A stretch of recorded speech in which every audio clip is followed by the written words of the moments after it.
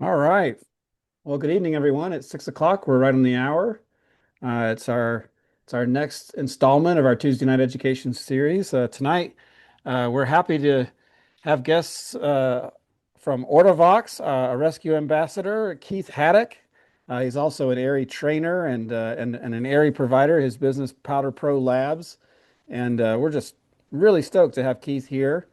And we're going to talk about some of the difference with rescue and when you're on a snow machine and when snow machines are involved in the rescue. It's going to be a lot of fun. We're going to learn a lot, regardless of how you travel in the backcountry.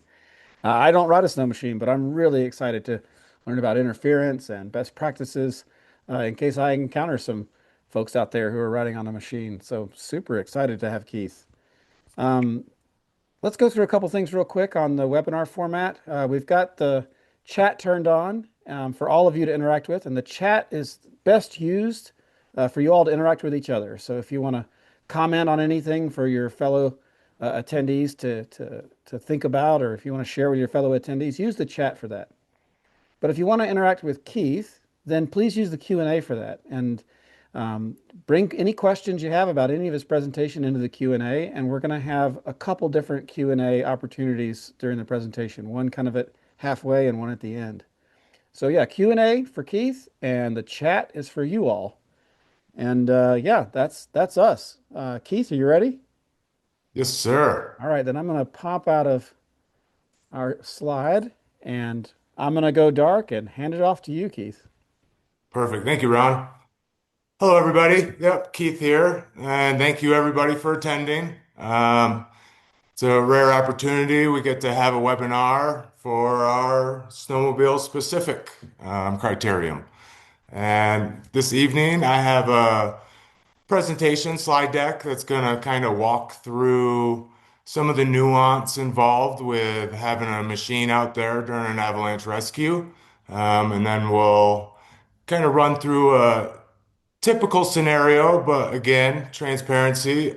Not all rescues are treated the same, so this is just one idea of a scenario that can maybe give you some ideas of how to manage your machines and group while conducting an avalanche rescue. And then we'll break into some Q&A based off that, and then I'll move forward and we'll talk about a little bit more of the interference involved. Um, yeah, big picture interference and kind of focused more on what we're dealing with on snow machines. So yeah, I'll go ahead and share my screen here.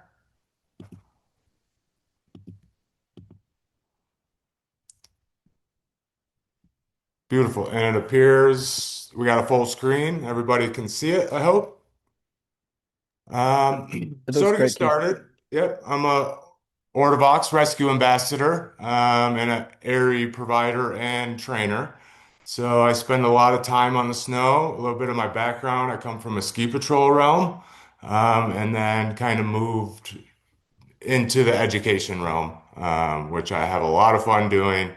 And yeah, I teach both human powered and snowmobile specific courses. So I've had some time and been able to unravel some of the nuance involved with kind of the two modes of travel. So this evening, our topic is snowmobile rescue and what's the difference? To start, I kind of want to throw out some learning outcomes, hopefully that you will take away from this presentation with. I'm going to introduce some of the fundamentals of avalanche rescue for a motorized specific purpose. Are essentially the steps of an avalanche rescue don't change based off mode of travel, but it can be customized throughout the rescue depending on how you're traveling. After that, we're going to define some sources of electromagnetic interference, and some good practices to implement when you're dealing with those interferences. And then, yeah, essentially just understanding the use of technology as a resource along with their limitations, and how we can kind of manage that when we're in the terrain. So to get started, our avalanche rescue motorized, I'm going to run through kind of the steps of the avalanche rescue and point out where some of that doesn't change and then kind of address where you can start customizing based off your modes of travel with that. So to get started, hopefully everybody here is acquainted with this reference sheet. This is the Avalanche Rescue Quick Reference. It really just walks you through every stage of the rescue, from the very beginning all the way to the end, patient care and extrication. I kind of broke it down. We have the process, and then the steps we need to execute to have a successful recovery. And then based off the travel mode, where we adapt and where we might modify based off how we're traveling. So to get started, right there at the very beginning of a rescue, it's kind of, assess that scene safety, um, define a safe location for your group to begin a rescue. That's where we're choosing a leader, getting a head count, and essentially making that initial call for help. And with that comes, doesn't matter what you're on, right? This is the process of the very beginning. It might take a second to regroup before all of this commences, although that's kind of the goal, like to get together and kind of start your avalanche rescue process. Um, Essentially, this is a good one to practice solo and multiple rescue scenarios to develop a consistent process, regardless of your mode of travel. These are the kind of things that you should hit every rescue, and it shouldn't matter what you're on. And we got Pooh Bear here giving us our healthy reminders throughout this presentation. Slow is smooth and smooth is fast. If we're rushing, working through kind of haste process, we might skip something, and that might compound later on in the rescue. So slow is smooth, smooth is fast, and that's how, as long as we're moving forward through a rescue, that's how we get to a successful outcome. Then we're kind of moving through our rescue process, and we've gotten to the point we've addressed some of the concerns in scene and group. And now we're going to essentially start searching for our buried victim. And this is where we might see some modification to how we start that initial search. Um, Here's four bullet points that kind of play into a specific travel mode being a machine, right? On skis or split board, it might look a little kind of more impromptu, is just kind of start walking towards the scene. But as you know, with snow machines, we have increased capability to kind of get anywhere in the terrain we need to get, a little bit more efficiency. So using that snow machine to our advantage in this beginning stage and kind of modifying that initial process, um, we have the option to perimeter search from the machine, and that might look like driving around the debris field, um, or the initial kind of slide path around the perimeter of it. So that's one kind of modification we can use to kind of figure out where we want to start if we weren't to have any visual clues. Um, the next is we have this great machine and more than one people fit on it. So we get to shuttle our rescuers to specific spots in the terrain, right? It might take a minute on skis or split board, to walk up to the top of a debris field or the middle of a slide path to point last seen. Um, with a snowmobile, we can turn those minutes into seconds almost. So something to think about is in delegating a specific rider to shuttle your rescuers into position. Um, some of the interference issues with snowmobiles when they're running is we like to be 10 meters away from them, so we're not getting a false reading from our machine. Um, and that'll look like if you drop off a rescuer at a location, they'll essentially walk 10 meters away or you drive away from them and then they can switch in the search mode. Um, Once they're kind of 10 meters away to get a clean signal acquisition. And then this is custom, and it's going to depend on the rider and the slide, and the amount of debris that we're working with, right? But personally, I like to avoid driving on the debris if possible, um, just for the chance of you getting hurt as a rider, getting bucked off your machine, and now maybe you torque a knee, and now we got another victim in the field. No bueno. Um, you could potentially drive over where the victim is buried. And that could cause compression issues, maybe, make a tighter space. They lose their air, available air in their hull. They could be kind of close to the surface, and then you go driving over them and a skis tearing over their head, and you could create more injuries potentially, not just for yourself, but for shallow burial. So I tend to avoid that, driving on the debris and kind of stick to that perimeter scan. And once I'm confident, then I shut the machine off, get off, and go on foot from there.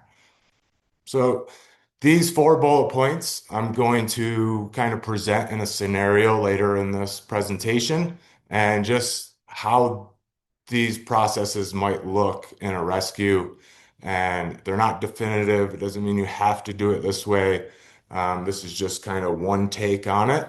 And the more you practice, the more you'll be able to understand when to implement some of these strategies. Again, now we've essentially found a signal, right? We've acquired a signal. Um, you're probably off your machine at that point, and you're back to that process where you need to just execute the steps of the rescue regardless of your mode of travel. And this is where solo and group practice to develop this consistent process really pays off. Um, because we can't constantly rely on our snow machine, skis, or split board to get to a burial location. So just having a consistent flow that you've practiced with muscle memory kind of helps you move forward from the machine back into these specific processes that don't change, because we need to use our beacon, shovel, and probe essentially to extricate a buried victim. Um, so yeah, I like to think of these three steps with the beacon, probe, and shovel as very consistent, and you should have that dialed regardless of your mode of travel.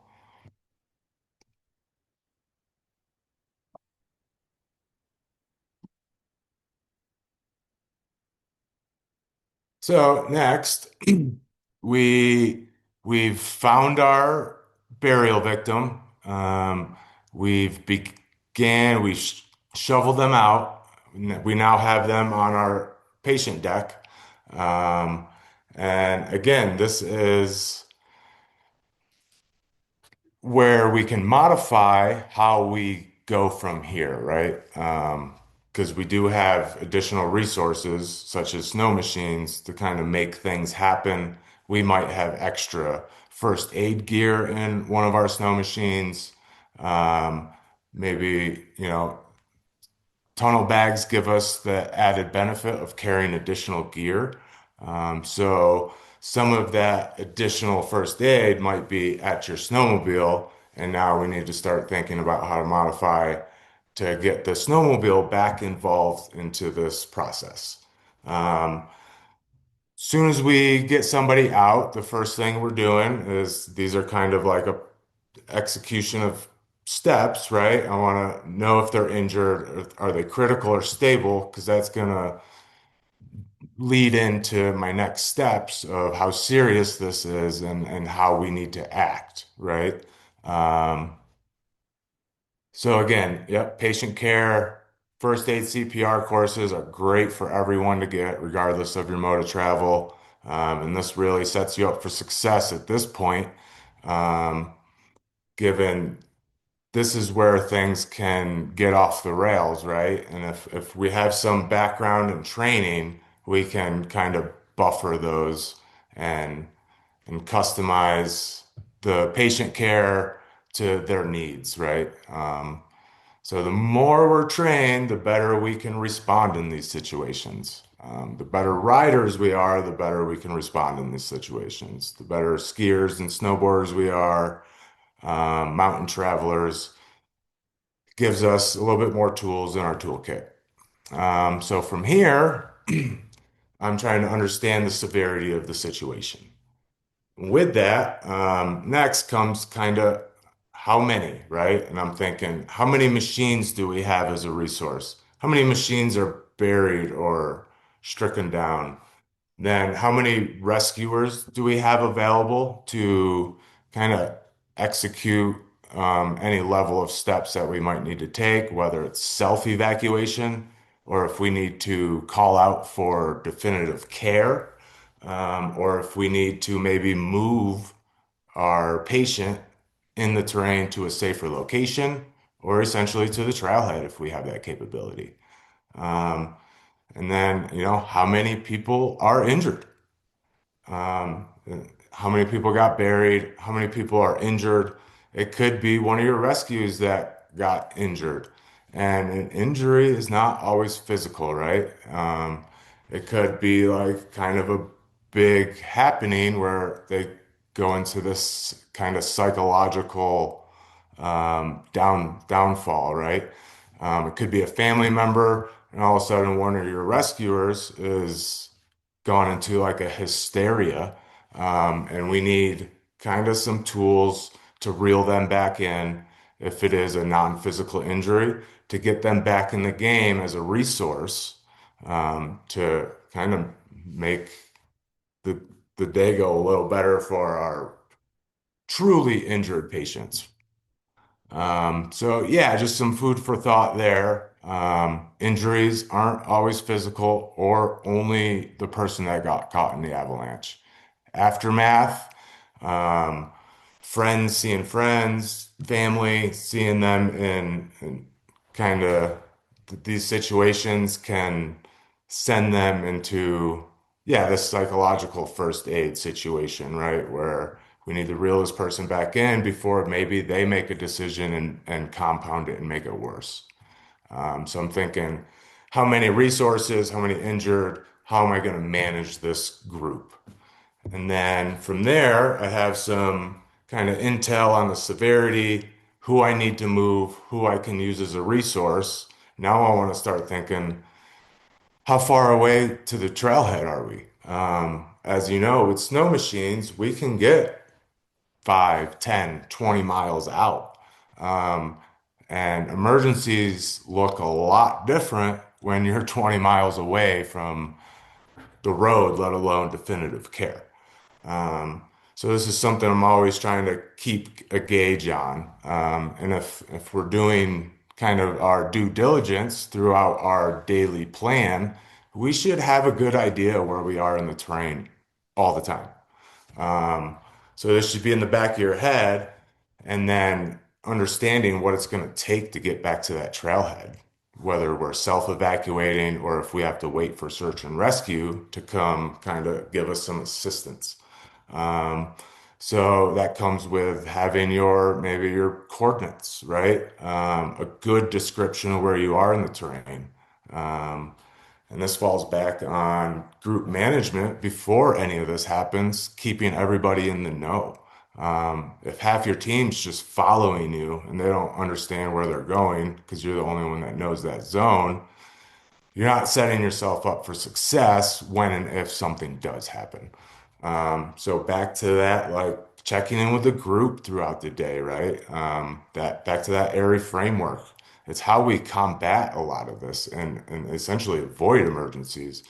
But if something did go off the rails, we've been kind of tuning in throughout the day. So when something happens, your full team is kind of equipped and knowledgeable to handle this situation.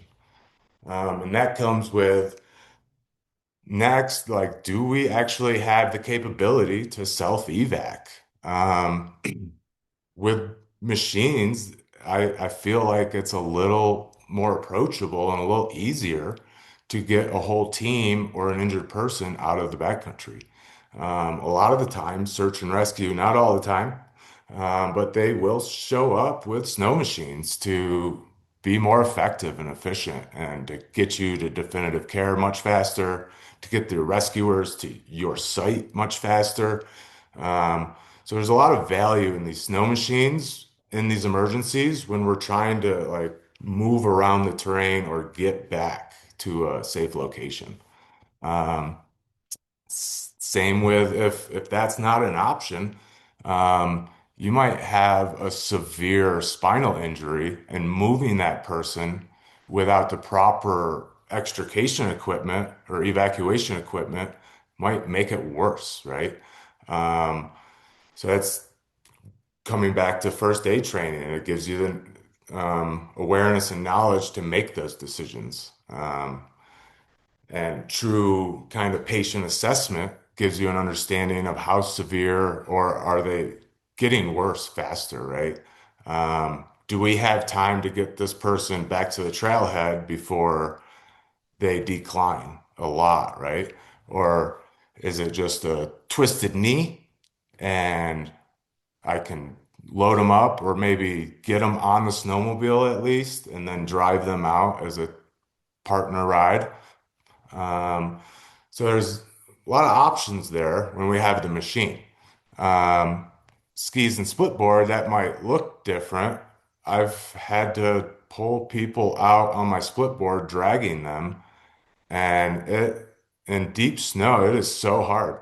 Um, it took eight of us one time to drag a person literally 3/4 of a mile. It took us like an hour. Um, Imagine how much faster that could have been with a snow machine.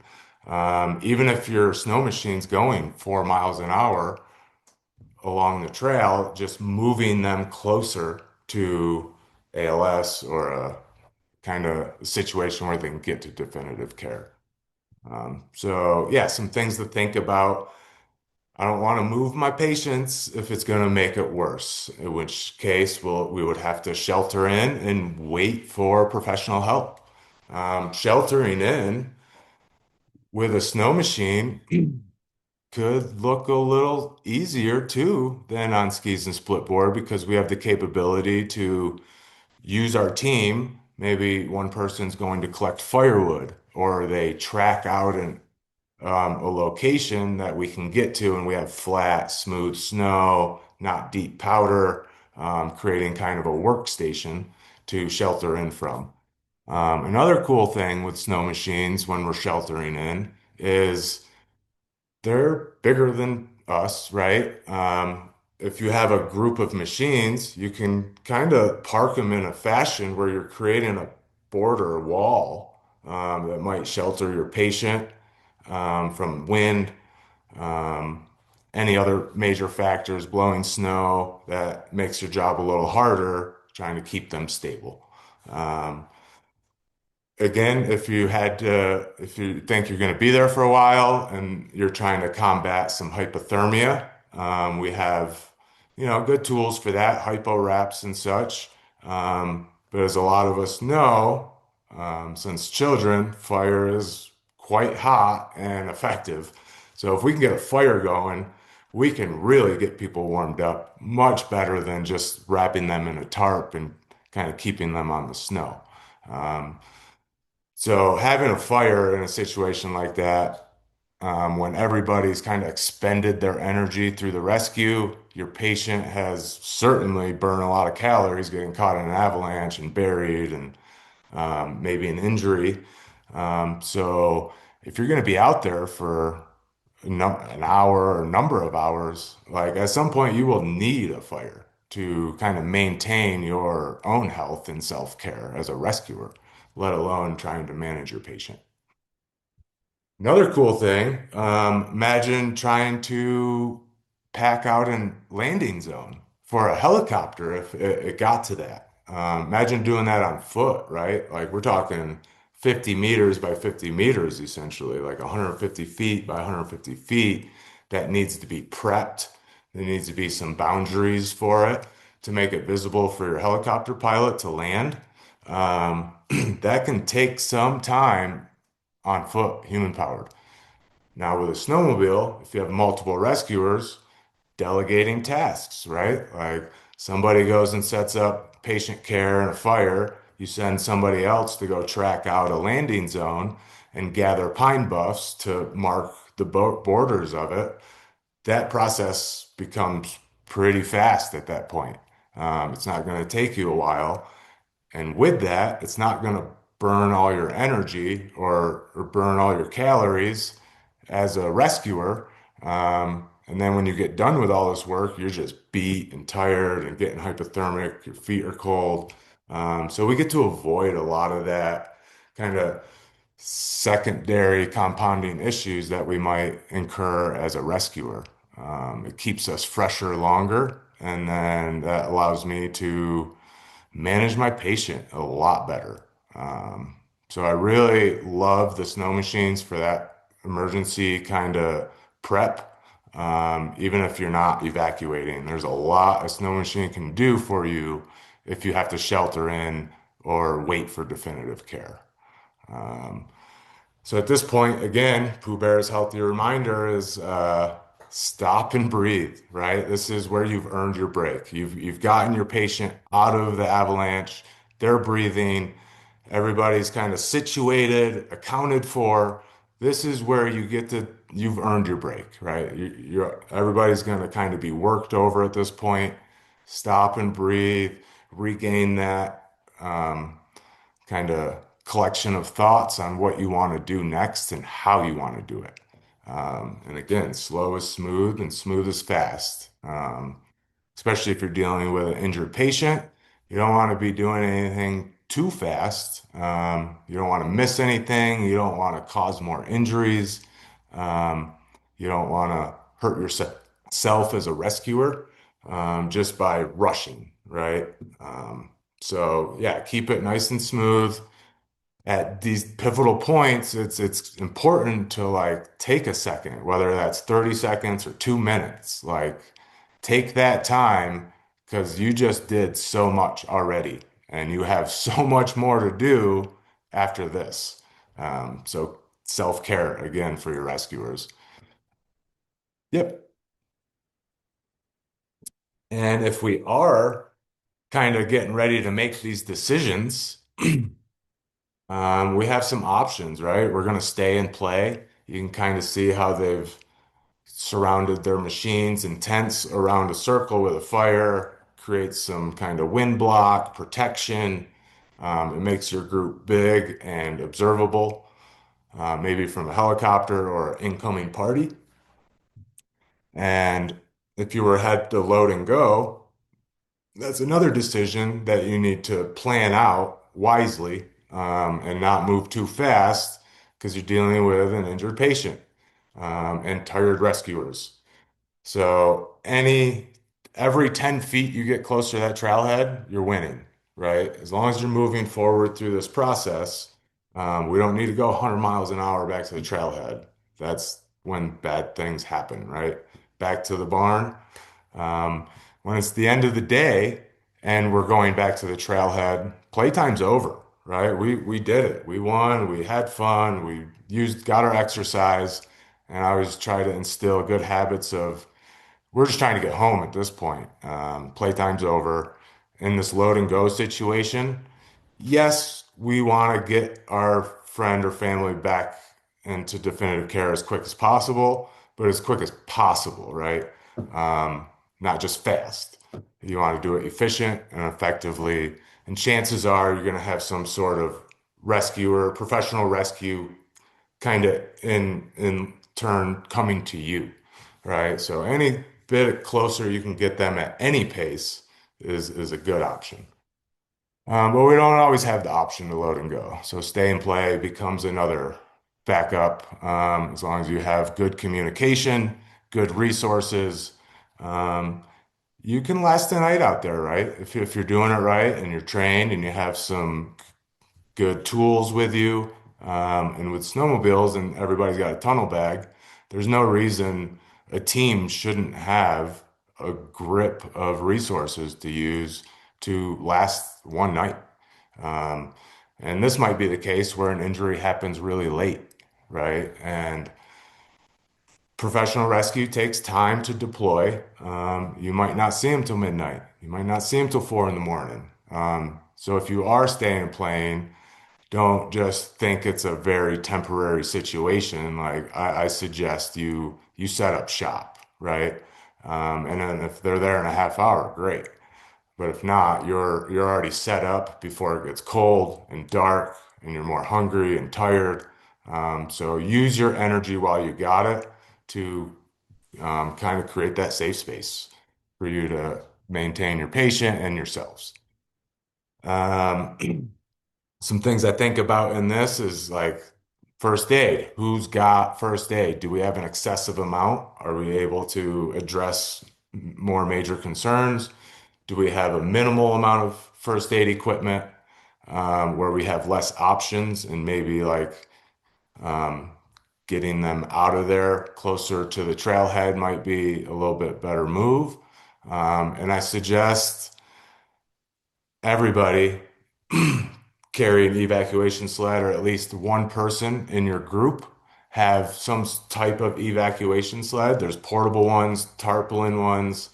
Um, there's bigger, hard case fixed sleds, but realistically, as rec users, we're not going to be carrying those. But these small tarp rescue sleds are super awesome. They're multi-purpose. They could be a tarp to sit on for lunch. They could become a bivy. They could become a lean-to tent. And in worst case scenario, you wrap a patient up in them and you can mobilize that patient.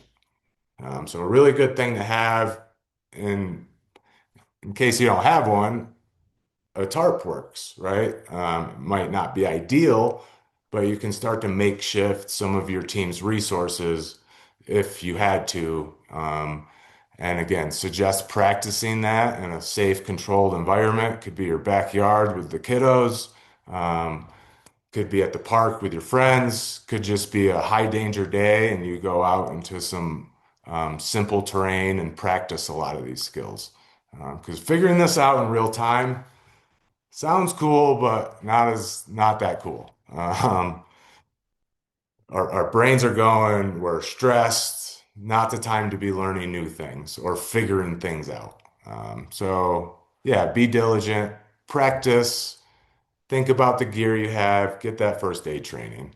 Um, Again, as we mentioned, if we got to stay and play, we have machines to track out camp, so we're not all just standing in knee-deep powder and getting soaked. So think about prepping your station, right? Controlling your environment the best you can. And then this is where I like to lean in. If even if we do have to stay and play, how many people do we have out there? Can we send one home and back to the trailhead to wait for professional rescue? Because professional rescue, when they get to the trailhead, they still got to come into the field and find us. As some of you know, I'm sure you get 100 feet away from your buddy in the woods, you can't see her anymore. You can't see him anymore. Um, so just because you give them coordinates, it could still take them a little bit to get to the area, and if you're nooked away, to find you. So having an extra person like get out of there into the trailhead to phone service, to speed up that professional help getting to you. Or even if you lost communications and you weren't able to call 911, this is where I'm definitely sending someone out to go get help. Understanding that we got to set up camp, you go get help and come back. And a good strategy to that is if everybody's has a GPS unit, right? Or a mapping app, whether it's Caltopo, Onyx, Gaia, or any number of them, Garmin. Like this is where you, as a leader, you really want them to drop a waypoint where you are. um, just in case through the hectic, you know, play out that they forget. It's not always easy to get back to where you were. So using your tools to your advantage, and in this case, dropping a waypoint where your LZ is, dropping a waypoint where your encampment is. So when they leave, even if they're not the one to come back, they can share that with a professional, and then that professional can just track straight to you, no questions asked, no confusion. It really speeds up the process. And then again, as I mentioned, gas for fire starter and sleds for shelter. Kind of as simple as that. Like, not everybody carries a fire stick. It could be wet, damp wood, trouble finding dead wood.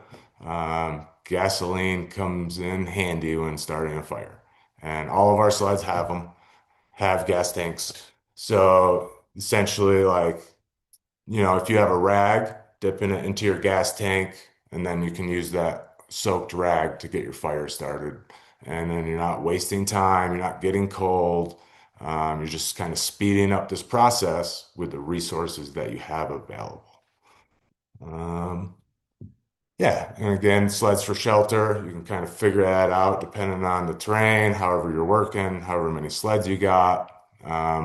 Potentially, you could park a couple sleds together and use a tarp to tie one handlebar to another, and then you got a little lean-to, a little bit more beefed up shelter in exposed terrain. And we're not always in the trees or near trees, right? We might be stuck in an alpine environment and we need to really create our own shelter. So some good thoughts there, how snowmobiles, the gasoline, mapping apps, extra riders can really benefit you in these situations. So with that, we've kind of talked about a few strategies to modify in a rescue using a snow machine, and how these, rescues might look with a snowmobile party versus a human-powered party. So I'm going to walk here through a solo rescue and a group rescue, motorized base. And again, not every rescue is treated the same. This is just one scenario that could play out. Um, the more you practice, the more ideas you have to customize any particular rescue. Um, so to start here with our solo rescue scenario, coming back to some of them bullet points, I have the option to perimeter search from a machine to kind of speed up where I start my search. We talked about how machines can cause some interference, in which we'll cover later. I definitely want to like shut off any adjacent machines that aren't being used. Um, Maybe it's the avalanche victim's machine on the hill still running. I'm going to want to address that and get that shut off when I get there. And then thinking about don't just go ham riding into the cold night. Park your sled strategically, because once the rescue's commenced, you're going to need your machine back. And depending on where you park it or land it, you want to make sure that the integrity of your machine maintains. Whether it could be a second avalanche, you don't want your machine kind of in the way of that second avalanche. So, kind of utilizing islands of safety out of the flow of potential avalanche, um, it's a good strategy, right?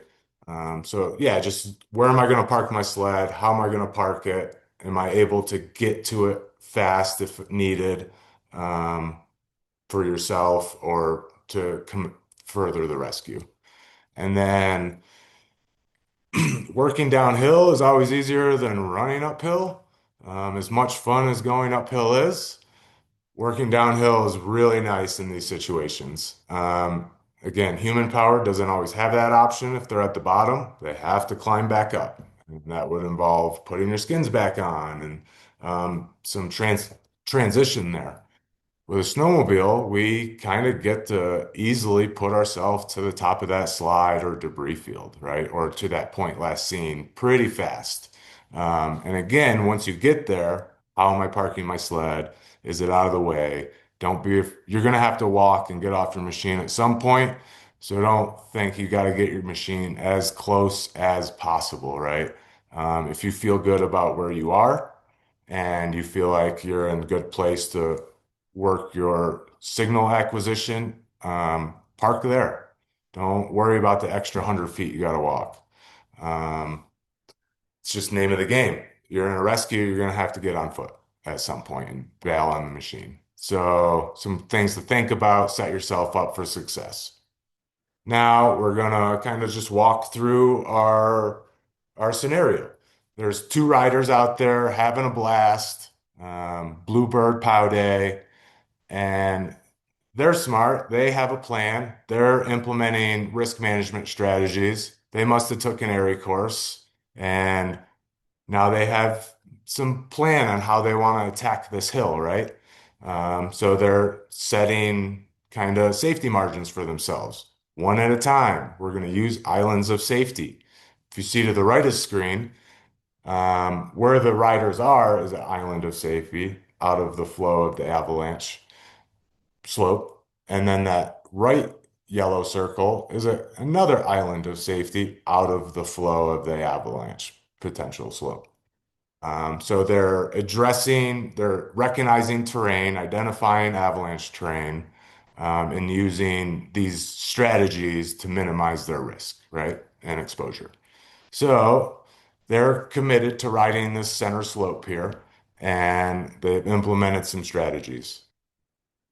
So the first one goes, he rode up, checked the slope, came down to their other designated island of safety, and had no problems. Loved the ride. It was good snow. Radios to his buddy. It's great. Send it. Keep it rolling. This is our zone. So the second rider decides to, as we do, push it a little further. Sweet, my buddy made it there. I want to get a little bit higher and see how that goes. And let's see how that went for him. Looks like he made it to the start zone. Whereas the first rider was a little lower in the terrain, what I call in the pocket. The second rider chose to go a little higher and started closing his margins and kind of hit that sweet spot, that start zone, which was probably 37 degrees up there, plus or minus. And he triggered an avalanche. Now, his partner, she's gonna yell avalanche, eyes on, and try to keep eyes on her partner all the way as he's sliding through the debris field. Um, to just manage and be ready for that rescue. Um, so addresses the scene, avalanche, in case there's others that can come help. Keep eyes on. And then a good strategy here. I think it's becoming more common for everybody to have a radio out there, although it's kind of part of the toolkit for snowmobilers. We typically always have a radio, and we're always chatting with each other. And this is a possibility that you could radio to your partner to get a response, right?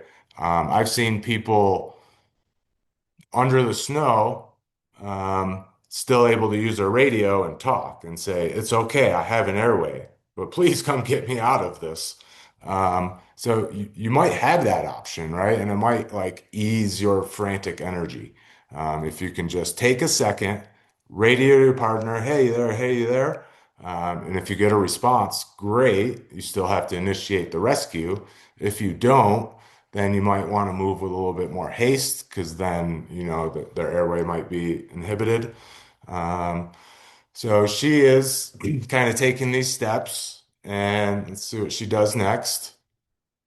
Beautiful. So she chose to modify one of the kind of the beginning stages. Um, she initially checked her scene safety, is comfortable that the whole slope slid, so there's going to be no second slide. And she decided to do a perimeter scan because she lost sight of the rider. This little blob in the middle, that's the snow machine, that's not the rider. Um, so she decides to do a perimeter scan from her machine.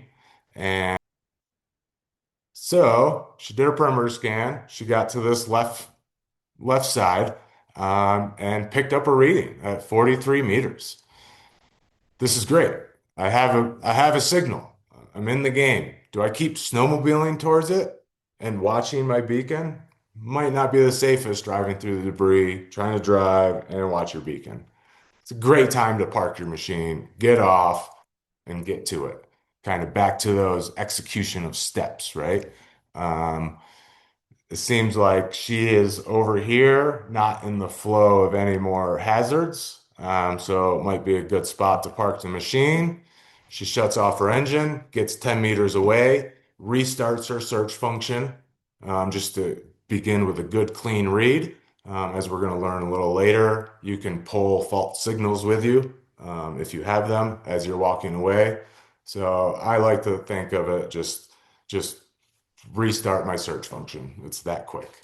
Um, so as you see, she worked right over to the machine to kind of get that shut off and begin her search strips.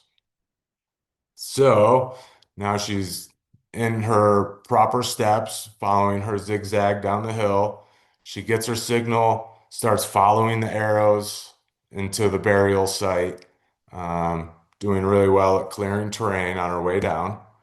And then she grabs a signal, brings it into find search, does her XY, strike confirmation with the probe, and now we're digging. This is great, right? This is like the moment we all wait for. I'm here, I'm coming. See what she does next. Okay, she got him out. Um, does a patient assessment, understands that this patient is stable, breathing, although there is some traumatic injuries. Um, this being minor neck pain, a fractured right knee, and a dislocated left shoulder. Um, not all insane, serious injuries, but the three of them together might not look so pretty. And especially with like some neck pain, unless you're a true paramedic, understanding the severity of somebody's neck pain is really tough. So we always play worst case scenario. Let's see what they do next. Immediately calls 911 to get professional help coming, understanding that there is a neck injury and this might be a little bit more than they want to handle solo. So she asks for a search and rescue and advanced life support at the trailhead and gives 911 dispatch their coordinates, exact coordinates, because I want SAR team to come right to me, not to be gallivanting around the terrain, wondering where I am. And this might take couple minutes, right? You got to call, you got to talk to them, you got to give them all the information, all your information. You gotta maybe pull out pull up your GPS app to get those coordinates and then make sure you convey them correctly. So all this is a little time consuming, right? Not everything happens in a flash, right? So understanding my patient's got an airway, I can actually take a second and stop and breathe and then make sure I'm conveying this information as appropriately as possible as to not muddy the waters. What do they do next? All right, I got 911 coming. I got people coming to help. I'm not sure I can get this person out by myself. So she decides to stay and play. We're going to stabilize our patient and understanding that they just got buried in cold, wet snow and they're still laying on cold, wet snow. That hypothermia can kind of creep up on you pretty quick in these situations. So being just combating that and staying ahead of the curve immediately puts her friend into a hypo wrap. It's a hypothermia wrap. It's a three-layer system that helps kind of bring people back and create their own heat and get warmed back up and kind of skate that hypothermia stage.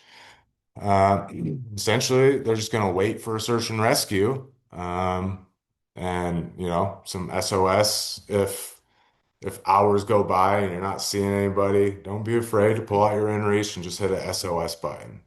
Double down on the help coming, right? It's better to have them all coming than nobody. So, yeah, I think that's a good decision.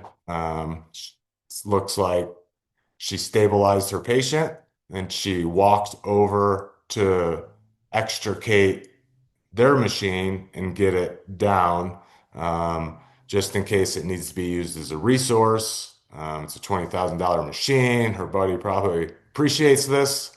Um, so now she's like controlled her environment, stabilized her patient, and has resources to kind of wait it out, right?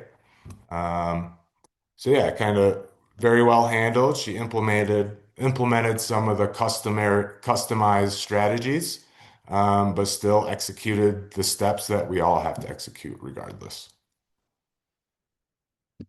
So that's kind of what rescuing somebody by yourself might look like, right? With a little bit more severe injuries that you can't just make them get on the machine and ride out, even in pain. So had all the good resources and strategies to stay in play, control the scene, get your resources back bundled, and stabilize your patient. What does this look like with additional resources? A lot of the times, I'd like to think, we're never out there alone, but snowmobile groups tend to usually be more than two people, right? So we typically do have additional resources or otherwise radio to other groups in the terrain that might not be part of yours. If you can catch them on a particular radio channel to come help, that could be beneficial. And with it's getting implemented now, but the new radio, strategies for professional search and rescue and zones are getting certain channels, um, turning to channel three. So search and rescue, when they get there, they'll be on channel three trying to contact you. Some of this knowledge kind of goes a long way as far as like recruiting extra help, right? Even if it's not your own group. So with the group rescue scenario, again, back to some of these customized strategies for motorized users, park sleds and people strategically, shut off adjacent machines to combat interference. You want to delegate a rider to shuttle your rescuers around to speed up that process. And then if you have the additional resources, send a rider out to go get help and bring them right back. So let's see how they make out. Again, there must be a bunch of ARI students because they're implementing some good strategies one at a time. Islands of safety, eyes on. They all got radios. They're ready for the day. Again, same slope, same islands of safety. Let's see how this group makes out. So they send the guinea pig. It's great. Makes middle of the slope. Love it. Good snow. I'll pull out the camera and watch everybody else go. Send it. Radios to his crew. They contracted to go one at a time, so we'll see how the next rider makes out. Yep, wanted to hit that high mark and set the bar again, right? Kind of creeping into that start zone. And what do you think happened? Yep, same trigger, same slope, same burial situation. Members of the party had eyes on, so they're addressing the avalanche out to the public and their group. And then at this point, a group leader or one of the members is radioing to the rest of the group to meet at this location. Let's group back up before we start this rescue so we're not missing any steps and compounding the issue. So the first rider comes back and groups back up. We now have an incident commander or otherwise rescue leader that's going to kind of dictate how the rescue goes. And again, they're just going through them initial points, seeing safety, making sure it's all good to begin the rescue. And then they make a plan. Um, I want to get I've delegated one person to be the taxi, and then I have two additional resources as rescuers. So I want to use my taxi to get these two riders up onto the slope to begin their transceiver search. Um, and kind of like a good reminder. Once you get up there, make sure you shut off that machine and stay your search lanes. Just being a good leader, right? Big picture. Beautiful. So now our taxi has brought one person up. That these people left their machines down there. They don't need them up there. They got a taxi. So they take the Uber ride up, drops them off at point last seen, essentially where the snowmobile's buried, drops them off. He was a good listener, went right to the machine and shut it off before he began his search. Now he can begin searching accordingly without any interference. The taxi brings the second rescuer up to assist in this. Knowing the machine's already off, the second rescuer can get right to their search strip and begin their signal search. So, chances are the first one up there is going to cover a little bit more ground and perhaps get the signal first. And in this case, finds a signal, communicates it. The second rescuer is very diligent and clears their lane before going to assist their first rescuer. And that's good responsibility. You got to clear your lanes in case you don't miss anything, right? The first rescuer could have had a false signal, but the second rescuer stayed diligent in the process, cleared my lane. Now I'll come help. All right, so it was a proper signal, and the second rescuer came over and helped. The first rescuer got a find search, probe strike, confirm, and they're starting to dig. The incident commander kind of instructed the taxi rider to go provide aid and resources to the other two rescuers. Now that we know we have confirmation of where our victim is, kind of repurposing that resource, right? All right, you're not a taxi anymore. Now get over there and provide some help. So they shoot right over there. They got the two shovels out. They're getting ready to dig. Boom, they got them out. This is great. Again, some patient assessment to understand the severity and then how we're going to move forward. Um, Same stable trauma, minor neck pain, fractured right knee, dislocated left shoulder. It's a handful. It's no small situation, right? Um, Even though they're stable, we still have quite a situation on our hands. So radio back to IC. The leader is going to report to 911 with the patient details and then address what resources they need from outside help. And being efficient gives them exact coordinates. So when professional help gets there, they know exactly where to come to. Just again, this takes a couple minutes, right? Of time to go through to get all this information together, share it, communicate it. Boom. And let's see where they go from here. So now they were sitting under that big slope, and it felt like they wanted to kind of move this person to a safer location to kind of stabilize, manage until definitive help gets there. And again, same, like this person's cold, it's about to go into hypothermia, so they stabilize, get them off the snow, give them the hypo wrap. They might be starting a fire at this point. You can see how they lined up their machines to create a nice wall buffer, just to protect and control their workspace. Um, Here we have additional resources. So now we have two trained rescuers, group members. They have first aid. They can stay and monitor this patient. So taking that delegated rider or taxi, putting them back on task to egress 4 miles to the trailhead, wait for professional help to get there, and then essentially guide them right back to where your group is. Can kind of speed up this process, right? Knowing we got action, things moving, right? Moving forward.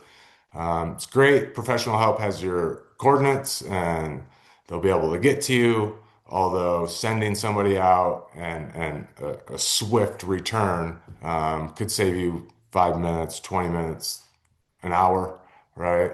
And depending on your patient, this could mean life or death. So using these resources is a really great option. The way I like to do it is in the morning plan, right? When we're discussing an emergency response plan, I've already delegated these tasks to my group. In an incident, I will be incident commander. You will be the taxi. You two will be the rescuers. So when it does happen, everybody just knows their role and falls into place, right? There's no figuring it out in real time. And there's no reason we can't delegate tasks in the morning in case of something. Really just makes your life easier, builds confidence. And yeah, like that might not always go as planned. So at least talking through some secondary options is helpful. But as long as you like delegate a good plan and responsibilities among your team in the beginning of the day, I think that creates kind of a better environment for success in an emergency. So practice, practice, practice. None of this happens in real time. If you don't practice, you don't have the muscle memory. These are hard skills, a lot of them. If you don't use them, you lose them, right? So we really advocate getting in a rescue course at least every 3 years, and certainly practicing every season with your group. It's good to practice with anybody, and everybody, but if you have a solid riding group, you should practice these scenarios so you can be a well-run operation in the case of anything. And a lot of times, it's not your party that's caught in an avalanche, it's another group. Um, and having kind of this mindset in place, you're ready to respond and be those mountain ambassadors for your fellow riders out there. Um, because if we see an avalanche and another drainage over, there's four of us with machines. It'll probably take us 5, 10 minutes to get over there. It's plenty of time to get up, show up, be a resource, help rescue, and really help our fellow brothers and sisters out there. It's not always your group, but if you have these skills, you get to be that ambassador and potentially save a life one day. So not to be taken lightly. And yeah, we'll do a little recap here. At the scene size up, you want to use your snow machine to inspect for visual clues, confirm point last seen, because your machine can get you there much quicker. Um, you have your machine as shuttle resources, whether it's shuttling yourself to the rescue or certain rescuers into position. Kind of use that, right? And then signal acquisition, you can do the perimeter scan as an option. Um, and search strips over debris is a strategy, and more so in huge slides or unwitnessed slides when you don't have eyes on or a point last seen. So something to think about there. Your team, designate a leader, and site management for people and machines, right? Don't let the machines get out of the management process because machines can happen fast, and I think humans can happen quicker. So have a good plan for them. And in the morning, understand your best rider can be your best resource to move people around the safest, right? Um, and then, yeah, delegating communications. You might have your competent rider or at least experienced rescuer be that person, and then sending them out to get help and then get back. So before we go into sources of interference, we will take a Yeah, couple. we're already past the Yeah, hour, Keith, but I dropped a link for an EMI presentation we did last season. perfect. Yep. Um, It's not um, too far off of that, and I gained a yeah, lot of that insight from, yeah, those kind of research projects that have went down. sweet.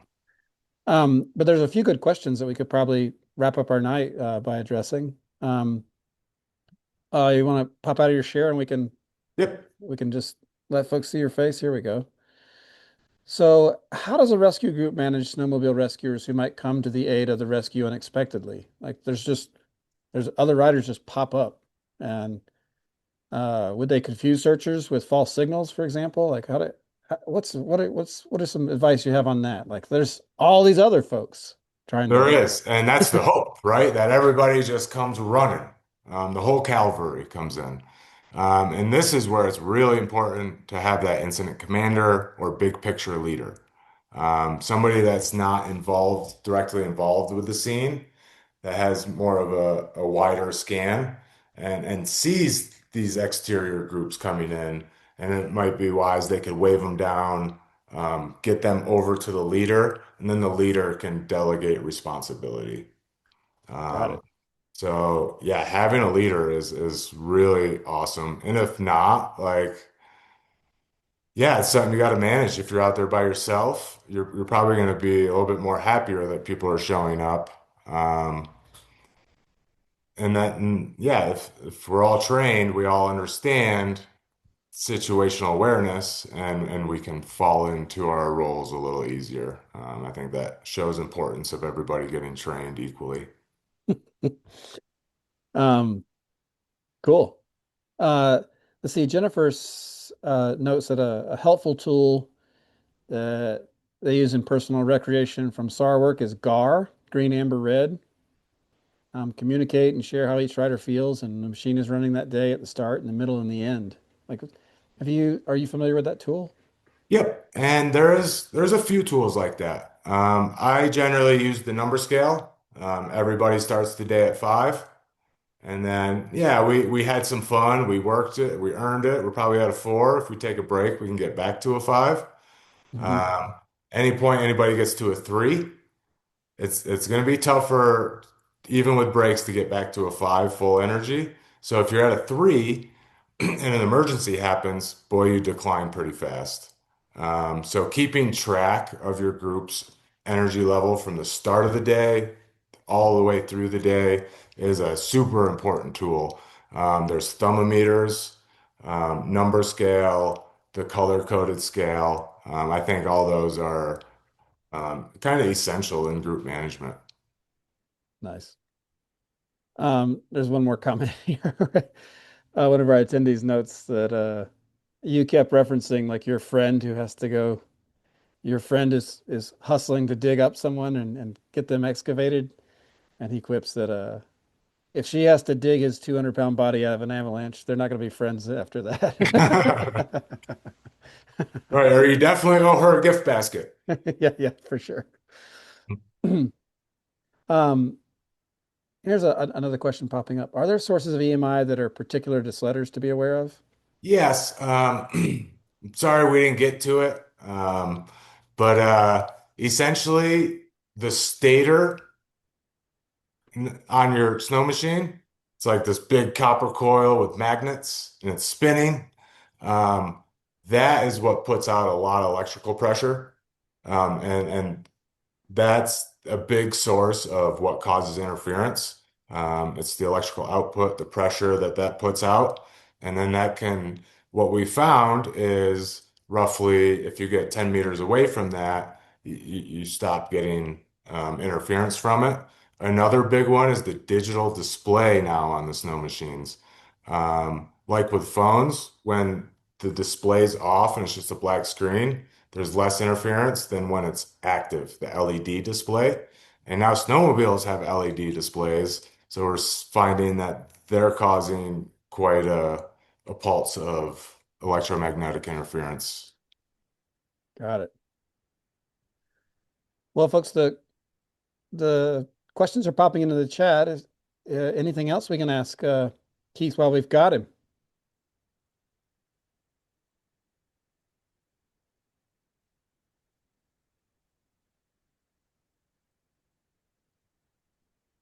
All right, then that seems like a good evening for us, Keith. Thank you so much for the presentation, walking us through like the rescue response for solo rescue and for a group. I love the slides. Oh, wait, here's a question. Here's something from Eric real quick. Once a patient's unburied, if the sled is present, where to position the sled in relation to the patient? Again, that's going to be kind of customary, right?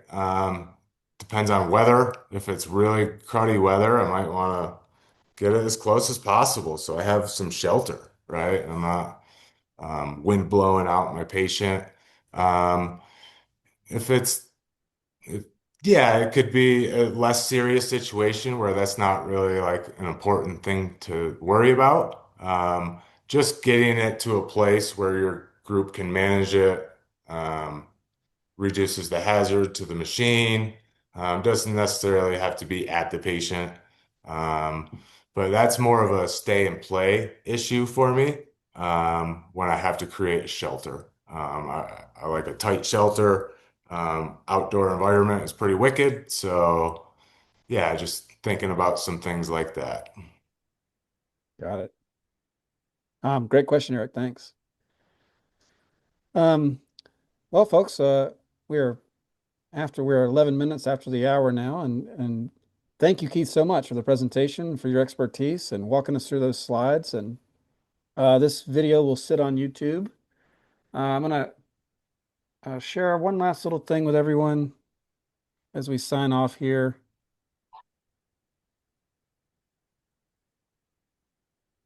Here we go.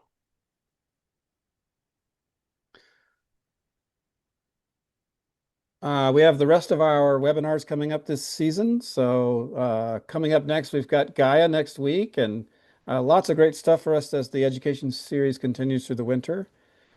And then finally, this QR here is, we're gathering feedback on the content, feedback for our presenters, feedback for our sponsors and supporters. And if you capture that QR and fill out that survey for us, it'll just help us to improve the education series over time. Um, there we go. Uh, I'll leave us there and let folks sign off for the evening. And we'll sort of linger here until the last folks sign off, and we'll leave the QR up as folks make their way out for the evening. But thank you so much, Keith. Oh, you're welcome. Thank you. And I wish we had more time. Um, and yeah, real quick, like if you check ISSW papers, Jeremy Hankey has done some great things on snowmobile rescue. Bruce Edgerly has done some great research on interference. So some easily researchable items that if you want to dig in a little bit more on that EMI interference issue, there's a lot of good stuff out there coming out now, thanks to these guys. There is. I dropped both of those papers that you referenced in the chat earlier. So they're sitting there. Folks want to grab those links. Wonderful. And yeah, thank you everybody for showing up and showing interest. Hope to see you all on a rescue course. Nice. All right, all right. I'm gonna pop out of the share.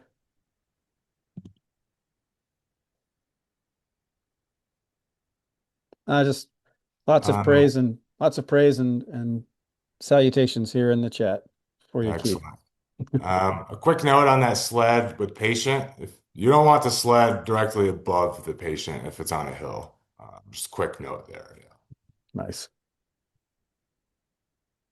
All right, I'm gonna shut it down. Thanks, Keith. Oh, thank you, Ron, and everybody. Good night, Ciao. everyone.